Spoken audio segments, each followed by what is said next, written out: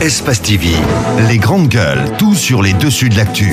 Ahmed Camara, Zachary Milimono, Roby, Mohamed Djibril Camara, Moussa Moïse Silla, Lamine Guirassi forment les grandes gueules. Tout le plaisir pour nous de vous savoir nombreux à l'écoute de cette émission, Les Grandes Gueules. Une émission qui vous fournit les clés pour comprendre les dessous de l'actualité.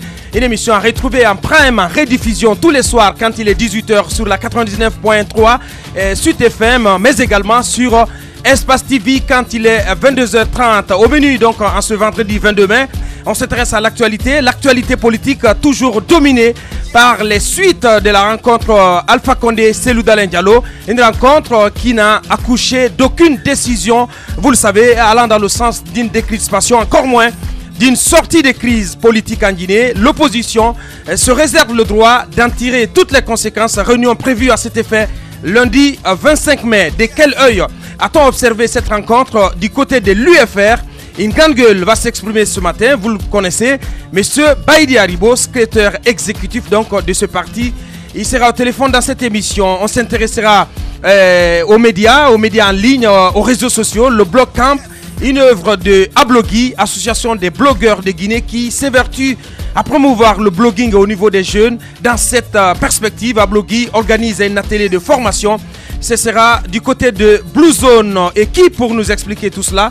Monsieur Fodé Sanikaï Kouyaté. Il est président par intérim de cette association. Et puis une virée du côté sous la croisette au Festival de Cannes pour aller découvrir un film intitulé La vie en grand. Son auteur, un jeune Guinéen du nom de Adama. Adama qui est un adolescent de 14 ans. Il vit avec sa mère dans la banlieue parisienne.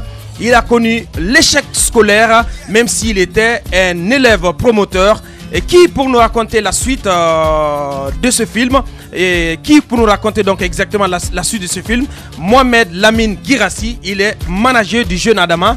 Il sera au téléphone depuis Cannes. Merci de rejoindre l'équipe de GG. Ahmed Camara, bon retour, bonjour. Bonjour. Bonjour Moussa Nous Moïse. sommes sur le tapis rouge ce matin. Bonjour. Bonjour Moussa Moïse. Bonjour Tama Zakari. Bonjour Abaka. Bonjour Roby. De quel genre de tapis rouge parles-tu? Bonjour. Bonjour de Cannes. Bonjour. Bonjour, je sais Mohamed que Djibril. tu es dans Roby, une très forme remonté. olympique ce matin. Ben, si vous le dites. Non, mais- Roby, très remonté ce matin. Non mais c'est un vendredi Contre le président de de l'Assemblée. l'Assemblée nationale. Il semblerait qu'il aurait déclaré, il aurait dit au gouverneur de la Banque centrale, qui est déjà passé chez nous d'ailleurs, les deux d'ailleurs, il faut le préciser, que le président de l'Assemblée nationale aurait dit au gouverneur de la Banque centrale de faire toute sa communication sur les billets de 20 000, sauf chez les grandes gueules. Et pour argument qu'il y aurait beaucoup de pagaille dans... Sauf qu'il oublie que le monsieur est déjà passé non, mais chez nous. attendez, mais ce qui Le est- premier média qu'il non, a reçu. non, mais ce qui est incroyable dans cette histoire, c'est qu'il dit que les débats sont désordonnés ici. Ce qu'il oublie, c'est que c'est plus désordonné à l'Assemblée nationale que chez Absolument. nous. Attends, mais donneur de leçons, je suis Les d'accord, grandes mais gueules. il faut d'abord organiser chez soi. Et puis en plus, de la part d'un président d'une institution comme l'Assemblée nationale, qui demande aux membres de gouvernement ou aux membres ou aux responsables des institutions de l'État de ne pas communiquer sur un certain nombre de médias, je veux dire que c'est grave. Je veux dire que M. Kouri Kondiano devait être le premier à promouvoir la liberté d'expression dans ce pays-là, le premier à promouvoir la démocratie. Et la démocratie, c'est aussi parler dans tous les médias dans notre pays. La question des billets de 20 000, c'est une question qui concerne tous les Guinéens. Le gouverneur de la Banque centrale se doit de s'expliquer là-dessus sur tous les médias. Ce n'est pas la peine de dire au gouverneur d'aller s'exprimer là-dessus sur les autres médias, sauf dans les grandes gueules. C'est grave, c'est très grave. Venant du Parlement, c'est une grosse faute. Ben, il a bien à faire, hein. Allez-y. Je renvoie le président de l'Assemblée nationale à lui-même avec cette question. Le plus important. Donc je le renvoie, Allez-y, je le allez-y. renvoie à cette question en une seule phrase. Est-ce le bruit que nous faisons qui est le plus important ou le travail que nous abattons pour la construction de la Guinée? Alors, Bien, pour- allez-y, pour- Moussa Moïse. franchement, j'aimerais dire que je mets ça un peu dans le panier des ironies, de la plaisanterie. Il faut mettre ça au compte de l'émotion. Venant du Je président le dis du parce Parlement, que- je le mets pas sur le parce- compte de parce que- l'ironie. parce Pour qu'un moi, jour- c'est très grave. Moi, je mets tout ça au compte de l'émotion. Une fois, nous sommes allés à l'Assemblée. juste pour prendre une photo avec Orican Diano. Parce que je tenais beaucoup à cette photo. Et ben il nous a dit oui, parce que c'est la même réplique. Oui, mais la réplique de Nabo quand même. On sait dire les choses, Moussa de Moïse. toutes les façons, même si on appartient à la même famille de taille, ça ne veut rien dire. Je suis fier. Et comme Les lui, grandes Tu n'as pas le choix. ce que j'aimerais dire, c'est que ce jour, il m'a fait la remarque. Il dit, mais quand je vous écoute au village, assis sous mon manguier, les oiseaux sur les branches s'enfuient parce que tellement vous criez. Il dit, les oiseaux, Les ils sont grandes gueules. pris de peur. Donc, moi, je mets ça dans le panier donc, de la plaisanterie. Mais la remarque qu'on peut lui faire, c'est quand même qu'en tant que président de l'Assemblée, Ça crie plus ici il qu'à ne l'Assemblée. donne pas, il n'accorde pas d'interview, il ne fait pas de conférence, on l'entend peu sur les médias, sauf à l'occasion de différentes sessions. Je pense qu'au moins, il peut travailler cet aspect de sa communication, c'est très important. Non mais Les grandes écoutez, gueules. je pense que Moussa fait très mal de minimiser Ah ouais. cette phrase de Cory Kondiano. On était ensemble lorsqu'il a relevé cette anecdote-là. Mais ce qui est important, on parle quand même de la discrimination. Quand vous dites à un Absolument. gouverneur de la Banque centrale de passer dans tel média, de ne pas... accorder à Je cela pense assez de qu'il y a une poids. seule discrimination qui soit soutenable. C'est la discrimination positive. C'est la discrimination catégorielle. Toutes les autres discriminations sont à condamner. On ne peut pas admettre, surtout de la part d'un législateur, qu'il fasse la promotion de la discrimination. Nous avons une constitution qui consacre l'égalité des citoyens devant la loi. Nous avons également des lois qui parlent du traitement, du traitement équitable de l'information. On ne peut pas promouvoir un média au détriment d'un autre. Je pense que quand on est président de l'Assemblée nationale, on est quand même la deuxième personnalité du pays. On ne peut pas se permettre de telles Non, Roby, si tu permets, on va passer aux choses sérieuses, si tu permets. Qu'on se souvienne. Non, mais je veux juste dire. Ça vaut pas perpète, mon cher ami. Ça vaut perpète. Non. Je vais vous dire une chose. Qu'on se souvienne que il y a pas longtemps, les députés étaient presque venus en mai à l'Assemblée nationale. Ouais. Nous, on n'a jamais pris de gants ici. Si le président de l'Assemblée nationale veut pas faire de communication, eh ben c'est son choix de ne pas parler sur les médias. Mais il ne peut pas enjoindre à d'autres de ne pas parler sur les médias. Je veux dire que c'est pas normal. Bien. Pas du tout normal. Allez-y, Mohamed Djibril, on s'intéresse à la suite de la plainte qui a été déposée par l'AS Kaloum. Et finalement, la Fédération guinéenne de football qui a pris une sanction contre le Oui, Royal. la fédération a tranché dans le vif, vous savez. Comment ça, dans le vif? Oui, mais les 3 points n'ont pas été retirés. Les 3 points, certes, n'ont pas été retirés, mais ce qui reste symbolique, c'est que le club a été sanctionné. On parle d'interdiction de recruter jusqu'à la fin de la saison et d'une amende de 5 millions de francs guinéens. Pour rappel, le Orea Athletic Club de Conakry avait aligné 8 joueurs contre le Satellite, alors que normalement un club ne pouvait aligner que 6 joueurs sur un seul match. 6 joueurs étrangers. 6 joueurs étrangers, voilà. Du coup, son rival invétéré, en l'occurrence l'AS Kaloum, a fait une invocation auprès de la Fed Guy Foot. Mais vous savez, le problème c'est quoi? C'est qu'il y avait un vide juridique en la matière. Du coup, une commission juridique s'est mise en place, elle a statué et finalement c'est cette commission qui a décidé de prendre. Mais je me dis, c'est pas une sanction qui vaut tripette. Parce que j'apprends que... Qu'est-ce que vous attendiez, Mohamed? Oui, mais écoutez, vous attendiez à quoi? Vous attendiez qu'on retire les 3 points comme on l'a fait l'année passée. Arrêtez. Un championnat doit se gagner sur le terrain. Je suis désolé, ne me mettez pas en mal avec les supporters, les férus du ballon rond, les supporters du Orea Athletic Club de Conakry. C'est que je dis, je trouve cette sanction assez légère par rapport... Mais justement, c'est pourquoi je vous demande à quoi vous attendiez. Allez-y, Ahmed. Attendez, écoutez. On ne peut pas... Je donne la parole à Ahmed. Allez-y, Ahmed. Écoutez, on peut pas... Déjà qu'il n'y a pas de sanction. Voilà, on peut pas parler de sanctions légères puisqu'il y avait un vide juridique qui existait. Ouais. Donc je pense que... Il se contredit lui-même. Voilà, Non, au regard de ce vide qui existait, je pense que, comme il a dit, il y a un comité... Il y a une commission juridique au niveau de la Fédé. Voilà, qui s'est retrouvée, Absolument. qui va mettre en place, c'est-à-dire peut-être dans les jours à venir... Qui va corriger cette anomalie. Certaines normes. Parce que si le Ahmed, Orea a agi ainsi, ben, s'il y a vide je veux juridique, dire- bien évidemment, Non, je pense qu'ils sont Ahmed, pleinement je dans suis leur droit. désolé. S'il y avait quelque chose, s'il y avait une loi ou encore à l'interne là-bas qui disait non, c'est interdit, ben, je pense que le Orea n'allait pas le faire. Mais- Si le Orea l'a fait, le Orea, à mon avis, non, mais est dans son plein droit. Ahmed, Si maintenant, s'il vous plaît, prenons un exemple basique. On va s'écouter, s'il te plaît. important. Laisse Ahmed Quand je terminer. parle, Je le Non, laisse non, tu auras parler. le temps tout à l'heure. Allez-y, Je le Ahmed. laisse parler. Ouais. Alors, Allez-y. mais moi, attendez, moi, j'aime même pas à rester longtemps sur ce thème. Je dis bien que qu'il a bien signalé, le vide juridique existait, on ne peut pas en vouloir donc au Oroya, donc pas de sanctions à mon avis. Bien. Je pense que prenons un exemple assez basique. Pourquoi tu dis que c'est une sanction légère? C'est une sanction légère. Pourquoi? C'est comme si on demandait à Boubacar Diallo qui a acheté plusieurs bazins de ne plus en acheter. Je pense que ça n'a pas de sens. 5 millions de francs guinéens, ça ne vaut pas grand-chose. Non, écoutez, c'est une sanction assez basique. Moi, je n'en veux pas au Oroya Athletic Club de Conakry qui, quoi que l'on dise, a quand même commis une faute. Mais j'en veux à la Fédération guinéenne de football qui n'a pas pu prévenir ce vide juridique. Voilà. Ne pensez pas que je m'attends forcément à une sanction lourde contre le Oroya, mais je dis cette sanction ne vaut pas tripette. Bien, c'est votre point de vue. Mais il faut savoir placer les mots. Il parle de faute de la part du Oroya. Où est la faute? Alors qu'il n'y a pas de loi qui dit non. Attention, le règlement est clair. Non, mais si, Ahmed, en la matière, le règlement est clair. Tu fais gourance. Dans un match de championnat, un club ne peut pas aligner plus de 6 joueurs étrangers. C'est clair. Mais la sanction qui est prévue au cas où un joueur va au-delà, c'est cette sanction qui n'est pas prévue. Mais bien évidemment, mais alors qu'on ne parle pas de sanctions légères. Allez-y, Roby, pour clore, allez-y. Mais comme donne la parole. Allez-y. Je suis sur le postérieur quand j'entends Djibril parler de sanctions légères, etc. Mais de quoi te permets-tu de mesurer le degré de sanction quand tu sais que le vide juridique existe? D'ailleurs, pour preuve, c'est qu'aujourd'hui, je ne suis pas... Parce qu'il y a un vide juridique mais tu n'as pas le droit de parler de sanctions légères. Tu n'es pas de la fédération, tu n'es pas de la commission. Il n'a pas le droit de juger. Non, mais tu n'as pas le droit de juger cette sanction. Non, mais non, ce n'est pas ça, je n'ai pas le droit de juger. J'ai le droit de donner ma grille de lecture par rapport à cette sanction. Ok, une question simple. Selon toi, quel devait être le degré de la sanction? Non, je ne suis pas à la place, je ne fais que juger une sanction que je trouve assez légère au vu de ce qui s'est passé. Voilà. Bien, allez-y, Roby, pour clore rapidement. Parce qu'il faut dire. Non, c'est un faux débat. Ce qu'il faudrait plutôt dire, c'est qu'il faut demander à la Fédération guinéenne de football de compléter le vide juridique qui existe dans ce document-là.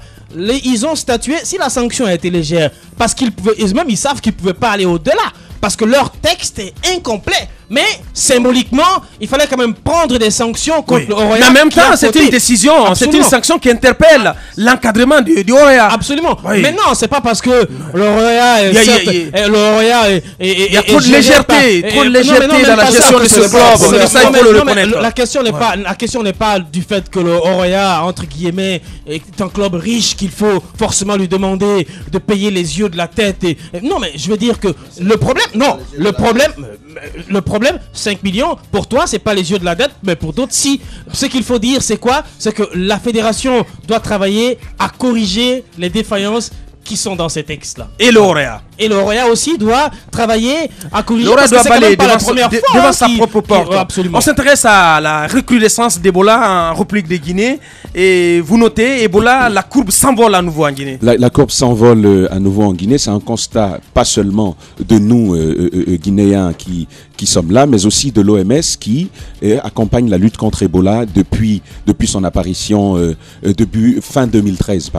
Donc, nous savons que l'OMS suit le cours de l'évolution de la maladie depuis plusieurs mois déjà, à la fois en Sierra Leone, au Libéria et en Guinée, et même sur les autres pays qui, à un certain moment, ont connu la présence de l'épidémie.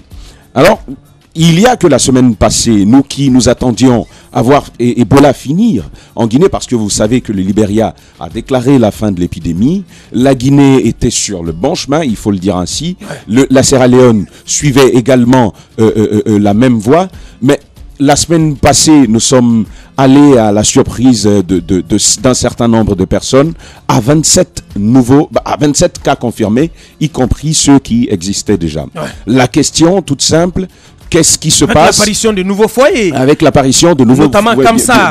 Bien entendu. Ouais. Et c'est là toute la question finalement.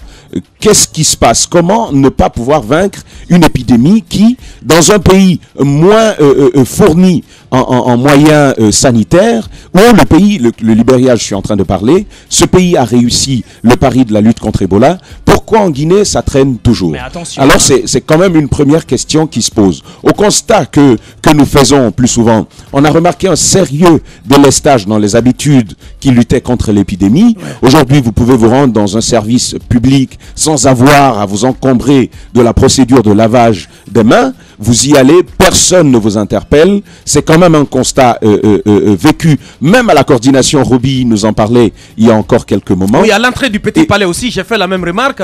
Pas d'eau dans le bassin. En tout cas, pas du tout. Il y a d'autres considérations qui viendront, mais très rapidement, celle dont je veux parler ici, c'est le fait qu'on n'a jamais su exploiter les potentialités que nous avions, humaines notamment, dans le cadre de cette lutte-là. Rien qu'hier, nous parlions d'une dame ici très sollicitée par le gouvernement américain, les activités de l'ambassade des États-Unis en Guinée. Mais que fait la coordination par rapport à la capitalisation de ces ressources-là? Parce qu'il y a quand même des personnes dont le témoignage peut être porteur d'un message fort et même un message de changement de comportement. Car encore une fois, il faut le rappeler, l'épidémie d'Ebola est liée intimement à notre comportement. S'il ne change pas, si le comportement reste le même, on peut dire avec Einstein que la folie dans la lutte contre Ebola, ce serait de toujours refaire la même chose et s'attendre à un résultat contraire. Tamba Zakari. Il y a aussi quand même le mouvement des cas suspects, ce qui pose le problème en Guinée. C'est cela d'ailleurs la folie. Je ne pense pas qu'il faille aussi occulter un aspect important dans cette lutte difficile contre le virus maudit. C'est bien le fait que les corps continuent à être transportés. Exact. Récemment, la coordination a mis la main sur une voiture qui, à son bord, avait un corps d'une personne donc décédée. Le test du fait côté après, de Forêt-Carrière. du côté de Forêt-Carrière, et le test fait, ça a prouvé que la personne était morte d'Ebola. Et toutes les personnes... C'est grave, hein, écoutez, c'est pas seulement Forêt-Carrière. Pas faire de la fixation. Attendez, quand même, Moussa Moïse. Je pense que n'allons pas à la surface, parlons de ce qui intéresse. Voilà, de la profondeur. Allons au fond des choses. Alors, quand cela est fait, vous voulez pas que je parle de Forêt-Carrière? Je ne veux pas qu'on stigmatise une région. Non, mais on ne stigmatise pas. Mais la vérité, c'est la vérité aujourd'hui, c'est Forêt-Carrière. C'est une remarque que je fais parce que à chaque fois que tu prends la parole, tu insistes sur Forêt-Carrière. Je ne sais pas pour quelle raison.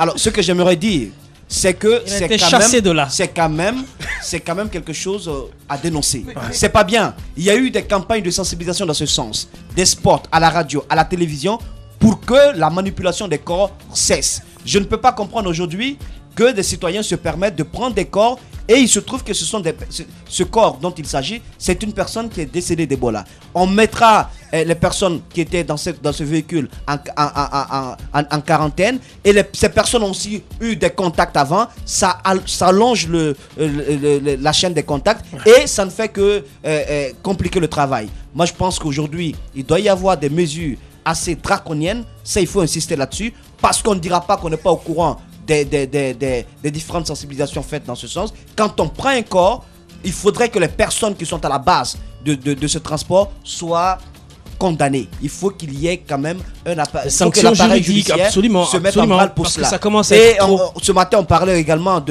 parce que ça s'est passé hier, cela. Il y a un corps qui quittait d'Abola, qui a été intercepté du côté de Koya, et il y a un autre qui quittait Conakry en partance, qui quittait Mafré en partance pour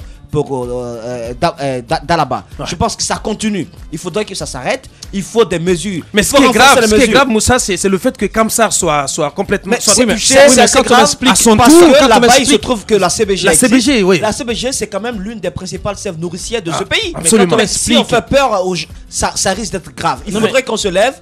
On doit jouer notre rôle. Je suis d'accord aujourd'hui quand même avec le chef de l'État qui dit que de ne pas faire beaucoup manamana, de parler un peu d'Ebola. Chaque matin, il faudrait qu'on en parle parce que je pense que la coordination, tout n'est pas parfait, mais au niveau des citoyens, il faut insister.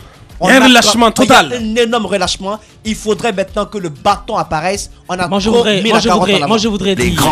aujourd'hui dire que c'est grave parce que comme on le dit, on ne cessera jamais de le dire, l'une des grosses solutions pour lutter contre Ebola, c'est les mesures punitives. Je suis d'accord avec Ahmed. À chaque fois qu'il le dit, on a l'impression que c'est léger, mais on se rend bien compte qu'aujourd'hui, que c'est ça qu'il faut. Parce que quand on vous raconte qu'il y a des gens qui ont quand même pris un corps, qui l'ont installé dans un véhicule, ils l'ont fait porter un chapeau, ils l'ont habillé, ils l'ont installé en position d'une personne qui dort. Non, mais je vous explique, c'est grave. Trop grave. C'est grave. Ah bon? Oui. Ah oui. Arrivé au barrage, on leur a demandé, ça c'était du côté de Kamsar, parce que vous savez, c'est très sérieux le contrôle à la rentrée de Kamsar à cause de CVG. On a demandé à tout le monde de descendre pour le lavage des mains et pour le thermoflash. Tout le monde est descendu, sauf lui. Et on a demandé aux gens, pourquoi lui descend Sauf pas? le cadavre. On dit, mais il dort. On dit, mais réveillez-le. Vous comprenez? Et c'est là qu'on s'est rendu compte que c'est un cadavre. Les grandes gueules. Alors, lorsque ces actes pareils se produisent, tous ceux qui C'est sont de dans le l'Ebola véhicule inconscient, ça. doivent être traduits devant la justice et ils doivent s'expliquer par rapport à leur acte parce que l'heure est grave. Je veux dire que c'est un crime finalement que de transporter un corps contaminé par Ebola et en faire contaminer d'autres. Je voudrais que ce soit inscrit dans les textes juridiques et que ça devienne un crime. Le temps, certes, qu'on incrimine. qu'on incrimine. Donc en réalité, ces attitudes pareilles. Voilà. ce sont les populations qui ne rendent C'est pas ce qui- facile la tâche à la coordination. Absolument. Allez-y, Ahmed. Justement, c'est pourquoi je pense que parfois vous vous trompez carrément quand vous vous attaquez à la coordination. Des cibles, ouais. Et je suis d'accord avec Moussa que chaque matin on doit en parler, mais on continuera de parler de ça chaque matin. C'est parce qu'on Mais s'est attaqué à elle qu'elle a mais amélioré Moussa- aussi oui, le mais Moussa- service. mais Moussa, Voilà. je peux vous rassurer que le chiffre va continuer à grossir tout simplement. Oui, parce que les sanctions qui doivent tomber ne tombent pas. Je pense que quand on met la vie d'autrui en danger, ça veut dire que vous êtes passible de poursuites judiciaires et Encore faut-il que ce comportement soit grandes gueules. érigé en une infraction. Mon frère, non,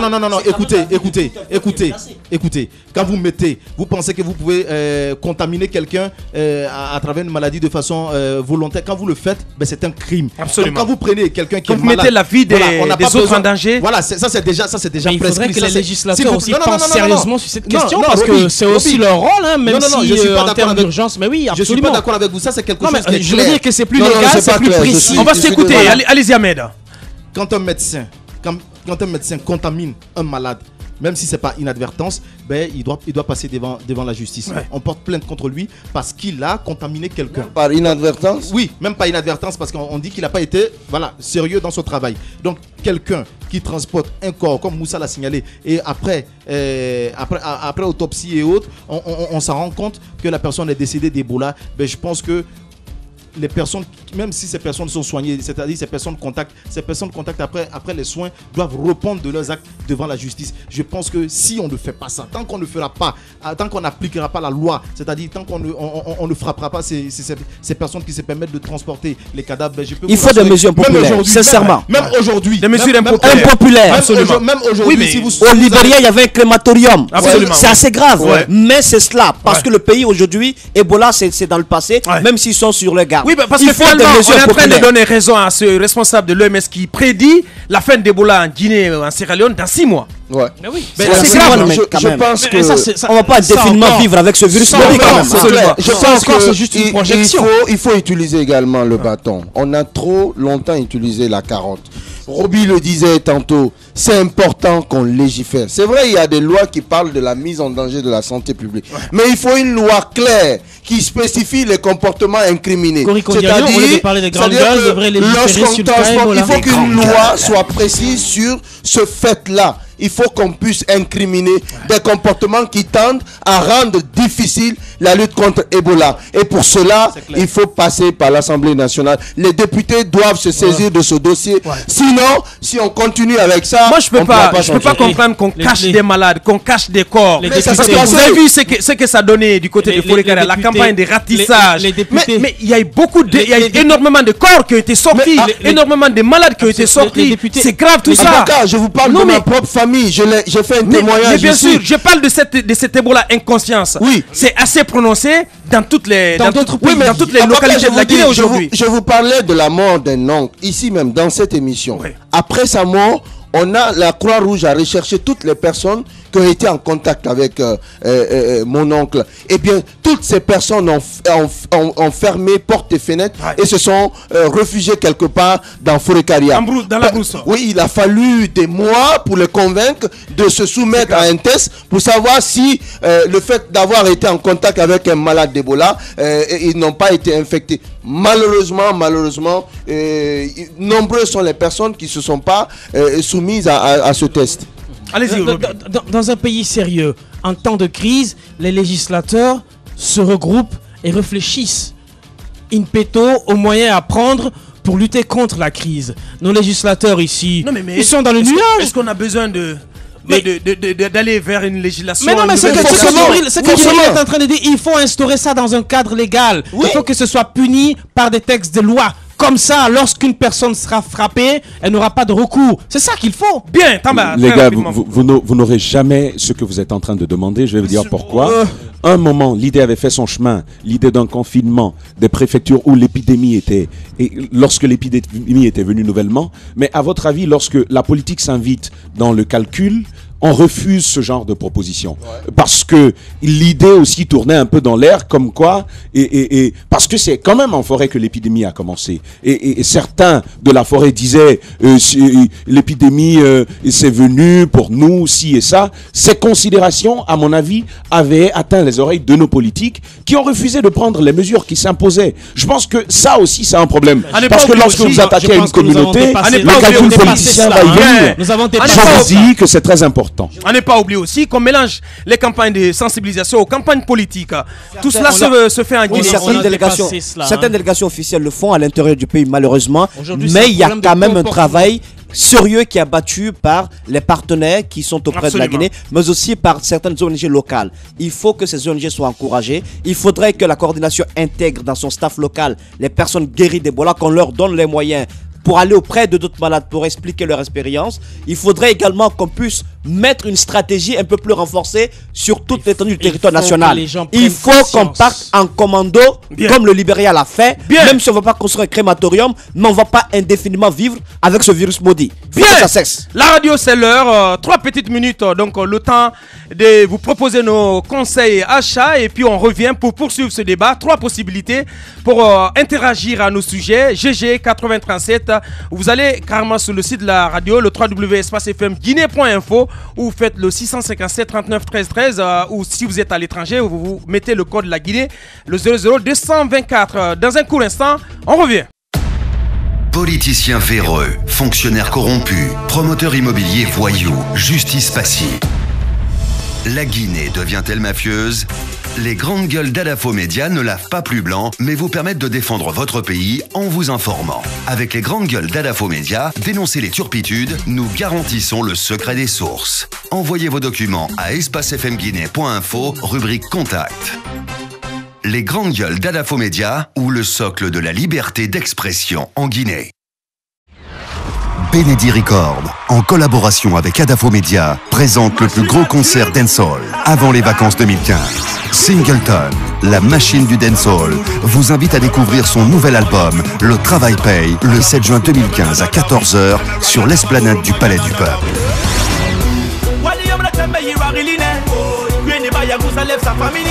Singleton s'est imposé comme l'artiste urbain numéro 1 du dancehall dans la sous-région au fil du temps.